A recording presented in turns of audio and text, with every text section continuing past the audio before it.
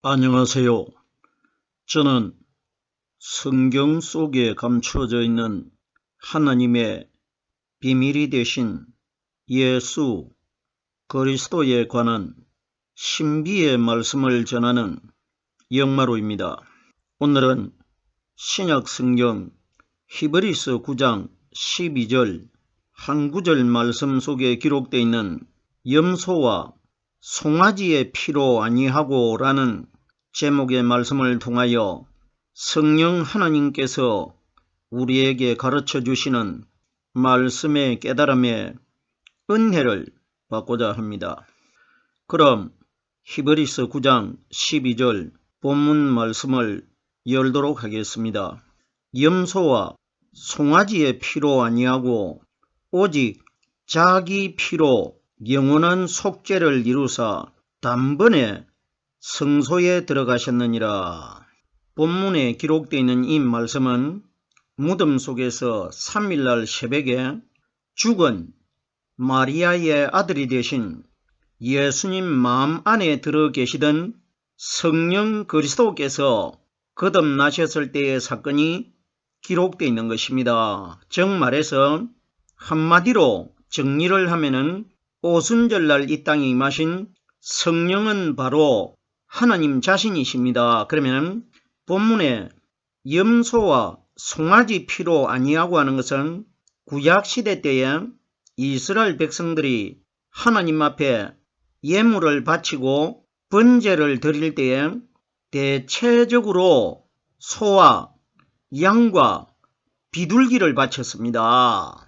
우리들이 이 원리를 잘 깨달아야 되는데 오늘 본문에 염소라고 기록되어 있는데 출애굽기에 보면 하나님께서 1년 된 염소와 1년 된 수양은 동급으로 구약시대 때는 하나님이 취급해 주셨습니다. 수양을 1년 된 것을 가지고 오지 못하는 사람은 1년 된 순염소를 가지고 나오면은 그 염소를 1년 된 수양과 함께 동급으로 하나님이 예물로 받아주셨습니다. 그런데 구약시대 때는 양과 염소를 하나님이 동일하게 예물로 받아주셨지만은 신약시대에 하나님이신 예수님이 이 땅에 오셨을 때에 구약시대 때 구별하지 않고 받아주었던 염소와 양을 구별을 해버립니다. 그러면은 구약시대 때는 아직까지 성령이 이 세상에 오시질 않았기 때문에 염소와 양을 구별하지 않고 다 받아주셨지만은 신약시대 때 마태복음 25장 32절 이후에 말씀해 보면은 마지막 심판 때에 일어날 사건을 예수님께서 비유적으로 말씀을 해주셨는데 양은 그 오른편에 염소는 왼편에 두니라 이렇게 기록이 되어 있습니다. 그러면 성경이 가리키는 염소는 율법에 예수님을 가리킨 것이고 양은 오순절날 이 땅에 임하신 성령님을 가리켰습니다. 보세요.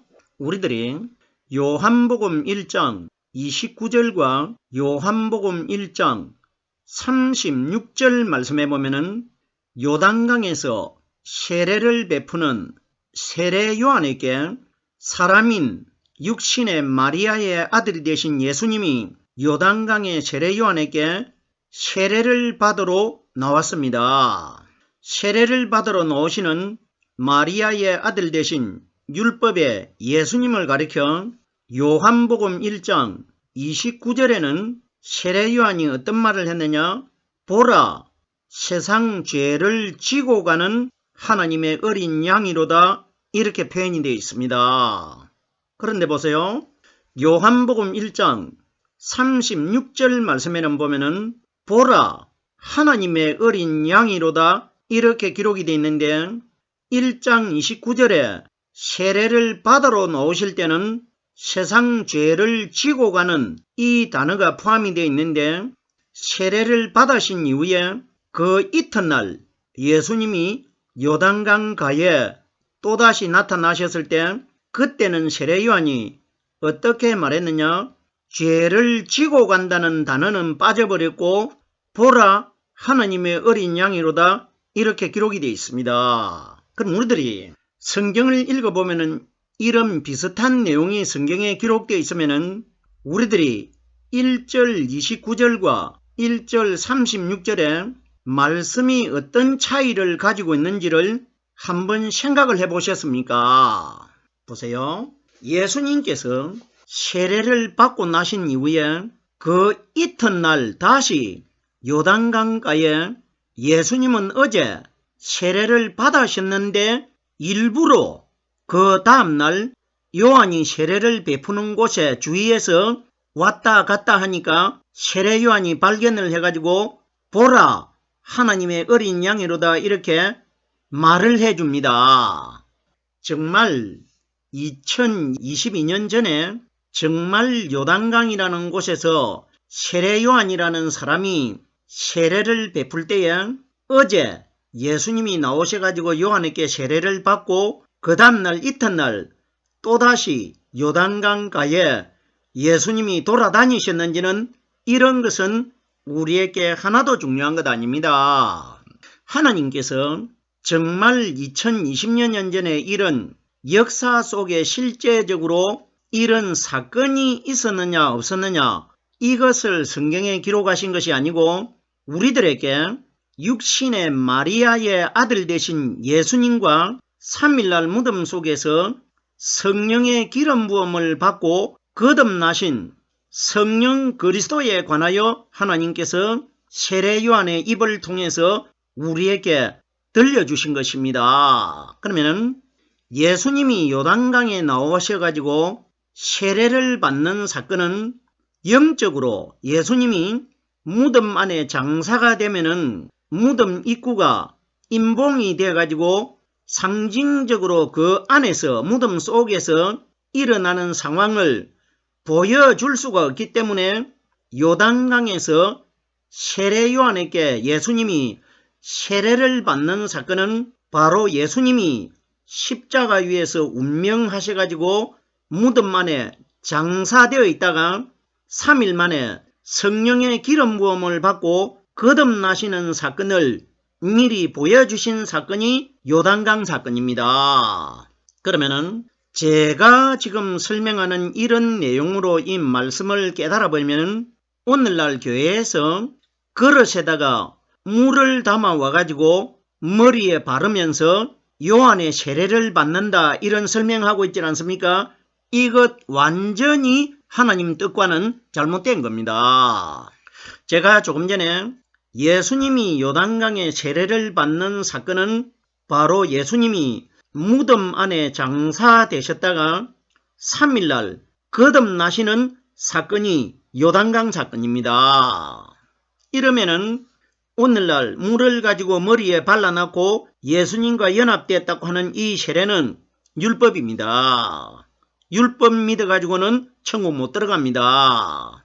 율법은 다 그림자 아닙니까? 우리들이 그림자를 믿어가지고 어떻게 하늘나라에 들어갈 수가 있습니까? 그림자는 본체가 없으면 그림자는 자기 혼자서는 결단코 나타날 수가 없기 때문에 그림자는 완전히 쭉정이라는 것입니다. 그러면 그림자가 되는 율법에 예수님이 이 땅에 오셔가지고 보여주신 것은 본체가 되신 예수님 자신 안에 들어 계시는 성령님께서 3년 6개월 이후에 무덤 안에서 일어날 일을 미리 그림자가 되신 눈에 보이는 예수가 요단강에서 보여주신 사건입니다.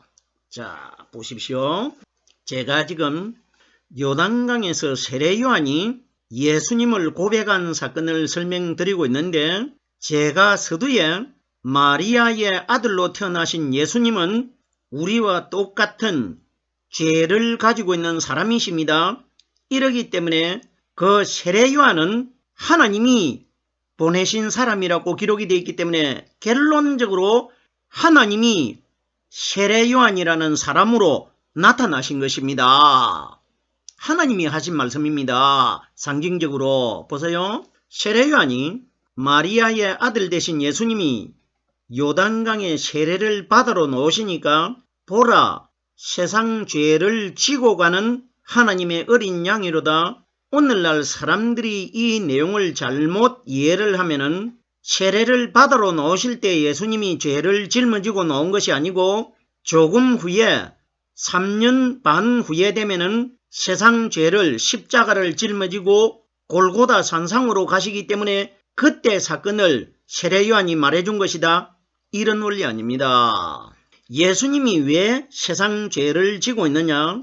예수님의 육신의 모친 마리아는 아담의 죄 있는 몸으로 그 줄기에서 태어난 사람입니다. 아담 줄기에서 태어났지 않습니까? 아담과 하와 줄기에서 태어났는데 그러면은 예수님도 마리아의 몸으로 살과 뼈를 가지고 10달 만에 태어났기 때문에 마리아의 몸을 빌려가지고 태어난 예수는 마리아 몸에서 잉태가 될 때부터 마리아와 똑같은 죄인이었습니다.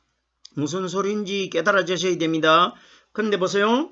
예수님이 우리와 다른 차이점은 우리 인류 전체는 어머니 태속에 잉태가 될 때에 생명을 주는 아버지도 아담의 후손이었고 생명을 받는 어머니도 아담의 후손입니다.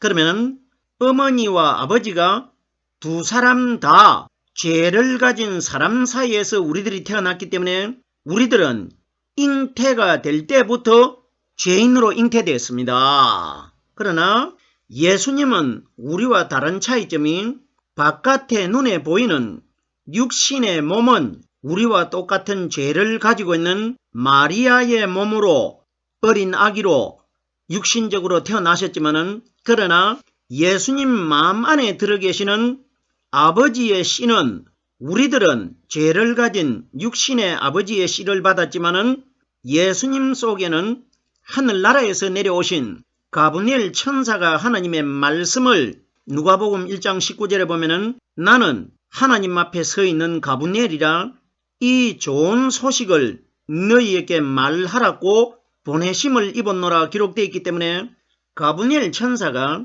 하늘나라에서 죄가 하나도 없는 성령 하나님의 말씀으로 예수님 마음속에 함께 잉태가 되셨다는 것입니다. 그러면은 예수님과 우리의 차이점이 뭡니까? 예수님은 바깥에 우리와 똑같은 10달 만에 태어나신 마리아의 아들 되신 육신은 죄를 가진 우리와 똑같은 몸이었는데 그 안에는 죄가 하나도 없는 하나님이 들어 계셨습니다. 그러면 예수님이 언제 죄를 짊어지셨느냐? 마리아는 인류 전체의 죄의 상징입니다. 그러면 마리아 태속에 잉태가 될 때에 세상 죄를 예수님이 짊어지신 것입니다. 무슨 소리인지 깨달아 주셔야 됩니다. 보세요. 이 사건이 어디에 기록이 되어 있느냐? 출애굽기 4장 6절 이후에 이 말씀이 기록이 되어 있습니다. 그럼 출애굽기 4장 6절에 보면은 모세가 미디안 땅에서 애굽 땅으로 다시 돌아갈 때에 하나님께서 모세를 애굽 땅에 보내기 전에 미디안 땅에서 하나님이 모세에게 기적을 두 가지를 보여줍니다. 두 가지를 보여주시는데 한 가지는 모세와 아론이 애굽에 들어가 가지고 바로 왕 앞에서 보여준 사건이 지팡이가 뱀이 된 사건 아닙니까? 그런데 두 가지를 보여주셨는데 나머지 한 가지가 무엇이었느냐? 네 품에다가 손을 집어넣으라고 했는데 모세가 자기 손을 품에다가 집어넣으니까 손을 빼보니까 손이 하얗게 문둥병 걸려가지고 손이 나타납니다. 이때 하나님께서 네 손을 다시 품에다가 넣으라고 하니까 모세가 하나님 말씀에 그대로 순종해서 손을 넣으니까 또 품에서 손을 빼라고 할 때 빼보니까 손이 여상하게 원래 손대로 깨끗하게 치료가 되었습니다. 그럼 보세요. 제가 조금 전에 이 사건이 마리아 태속으로 들어간 예수님 사건이라는 것을 제가 설명을 드렸는데 보세요. 이 세상에서 출애굽기 4장 6절에 기록되어 있는 모세의 품속에 모세의 손을 집어넣었을 때 문둥병이 걸려가지고 나오는 손이 다시 들어갔다가 나오니까 깨끗하게 치료가 된 사건과 예수님이 이 땅에 오셔가지고 마리아 태속에 잉태되는 사건과는 전혀 관계가 없는 내용처럼 기록되어 있는데 하나님의 말씀은 사람의 생각을 초월하는 겁니다. 이래서 이사야서에 보면 하나님이 어떤 말씀을 하셨습니까? 내 생각은 너희 생각과 다르다고 기록이 되어 있습니다. 이건 뭐냐? 너희들이 죄를 가지고 있는 세상에 있는 사람들이 세상적인 지식이나 원리로 생각하는 것과 오순절날 이 땅에 임하신 성령이 하나님의 생각 아닙니까? 성령이 우리 생각 속에서 가르쳐 주시고 깨닫게 해주시는 이 말씀과는 완전히 이해하는 방향이 다를 것이라는 것입니다. 그 차이가 하나님이 어떻게 비유로 말씀하셨습니까? 하늘이 땅보다 높음같이 차이가 난다. 그러면은 하나님의 뜻인 성령으로 깨달은 말씀과 세상적인 사람의 원리로 이해하는 내용은 하늘과 땅 차이로 생각이 다를 것이라 이 원리입니다. 자, 보십시오. 그러면은 제가 마리아 태속에 예수가 잉태되는 것과 출애굽기 4장 6절에 모세의 손이 문둥병이 걸린 것을 제가 비교를 하고 있습니다. 모세에게 명령을 하시는 여호와 하나님은 바로 요한복음 1장 1절에 이 말씀은 곧 하나님이시라 기록이 되어 있기 때문에 모세에게 말씀을 하시는 그분은 바로 하나님이십니다. 모세는 누구를 가리키느냐? 구약 성경에 기록되어 있는 모세는 율법에 오신 마리아의 아들 대신 예수를 상징한 겁니다. 그리고 아론과 여호수아와 엘리사는 예수님 마음 안에 들어 계셨던 성령 그리스도를 상징하는 사람입니다. 물론 성경에 이 외에도 성경에 등장하는 사람 대부분이 거의가 율법의 예수님 안에 들어 계시는 성령님과 눈에 보이는 예수님에 관하여 성경은 다 기록이 되어 있습니다. 자, 그럼 보세요. 마리아 태속에 잉태되는 예수님과 모세 가슴 속에서 문둥병이 걸려 나오는 모세의 손과 어떻게 하나님께서 연관을 시켜 두셨느냐 하면은 모세의 손이 멀쩡하던 손이 품속에 들어갔을 때에 문둥병이 걸렸다는 것은 하늘나라에서 내려온 가브리엘 천사가 죄가 하나도 없는 하나님의 몸으로 하나님의 말씀을 가지고 이 세상에 나사렛이라는 마을에 살고 있는 처녀 마리아에게 나타났는데 그 가브리엘 천사의 말씀이 마리아 품속으로 들어가가지고 10달 만에 출산이 됐는데 예수라는 어린 아기가 태어날 때에 들어갈 때는 멀쩡하신 하나님의 말씀이 죄가 하나도 없는 분이 들어가셨는데 10달 만에 나올 때는 성경이 가리키는 문둥병은 죄를 상징합니다. 죄가 문둥병 아닙니까? 그럼 보세요. 그럼 멀쩡한 모세의 손이 모세 품속에 들어갔다가 나오니까 문둥병이 걸려 나온다는 것은 멀쩡하신 가브리엘 천사의 말씀이 마리아 품속으로 들어가 가지고 10달 만에 나올 때에 세상 죄가 문둥병입니다. 문둥병이 걸려 가지고 예수님이 나오신 것입니다. 무슨 소린지 깨달아 주셔야 됩니다.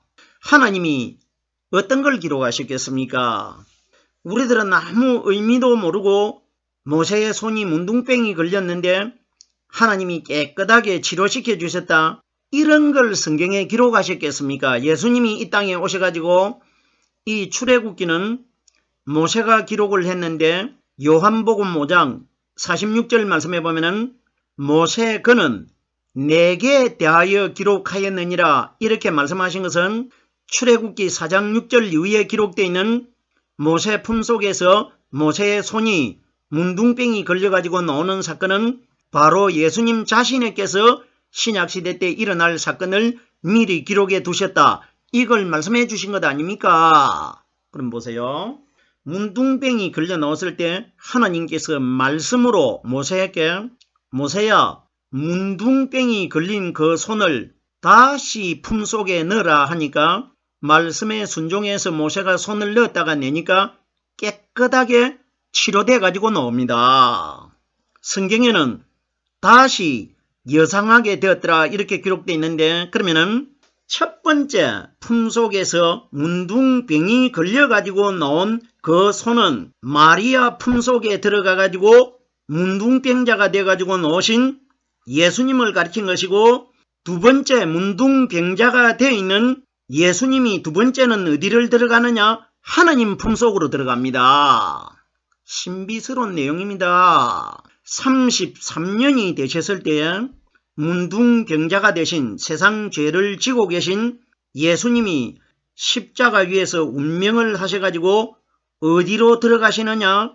아리마대 요셉이라는 사람을 통해 가지고 반석 아리마대 요셉이 무덤을 바위 속에다가 파두었는데 바위 굴 속으로 예수님의 시신이 들어갑니다. 이건 무슨 이야기냐? 문둥병이 걸린 예수님이 반석은 하나님을 여호와는 나의 바위시며 여호와는 나의 반석이라고 성경이 증거하고 있기 때문에 그 바위가 어떤 바위에 진짜로 무덤을 파놓았다 이런 이야기가 아니고 하나님 품속으로 문둥병이 걸린 예수가 하나님 품속으로 들어가신 것입니다. 그럼 이것이 모세가 두 번째 문둥병 걸린 자기 손을 두 번째 품속에 넣는 것은 두 번째 운명하셔가지고 하나님 품속으로 들어간 예수님이십니다. 보세요.